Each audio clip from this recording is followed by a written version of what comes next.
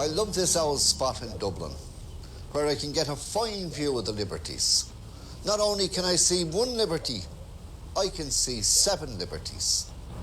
The Liberty of St. John outside Newgate, where I'm standing. And further up the street, the Liberty of Thomas's Court in Dunor. And here in front of me, St. Audience, the Tailors' Hall, in the Lord Mayor's Liberty, and a piece of the Lord Mayor's wall. And behind that, the spire of Christ Church, who also had a Liberty. And across on the left, the green dome of the Four Courts, the site the Dominicans came to in 1224, 3 years after the death of St. Dominic, to the Liberty of St. Mary's Abbey. And of course, the 6th and 7th Liberty is down here on my right, the spire of Patrick's Cathedral, which brings to my mind the Liberty of the Archbishop of St. Sepulchre's and the Liberty of the Dean and Chapter of St. Patrick's Cathedral.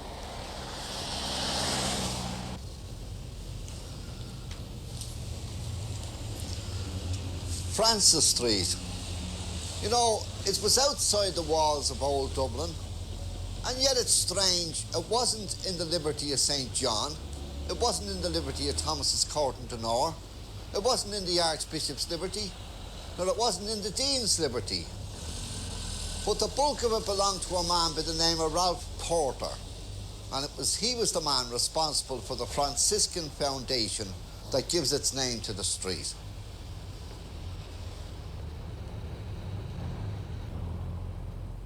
This brings back memories of Johnny Ray, the halfpenny wafer out of the bucket and the drop of raspberry out of the big bottle. Sure, O'Hara's is nearly as old as Francis Street itself. It's a pity they had to knock down Mushhat's chemist to widen the road. The old Tivoli, sure, it was more than a picture house. It was a university where we learned all about the Blue Nile and the White Nile and Stanley and Livingston, and things that we never learned in the schoolroom.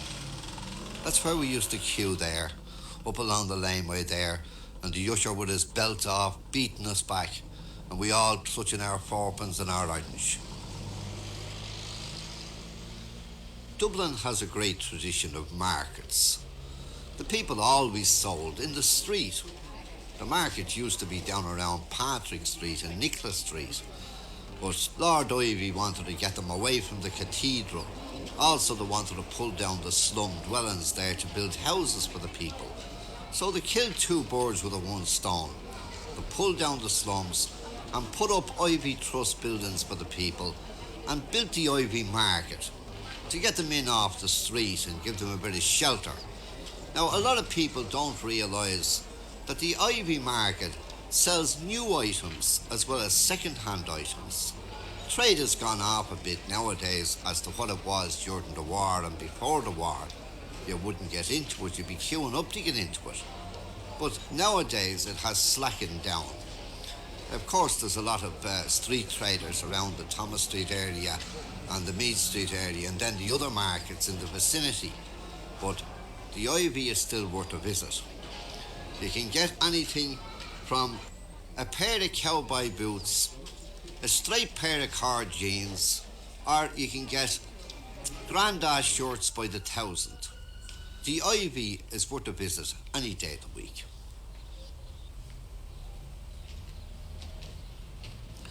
The stone heads represents the nations we trade with. You can come down yourself and pick out what head that is and what head your man is. And I see an Indian up there. We must have bought buffaloes off the Indians. And of course there's another one around the corner here who has a very jokative type of a wink. He must have done a queer deal with us.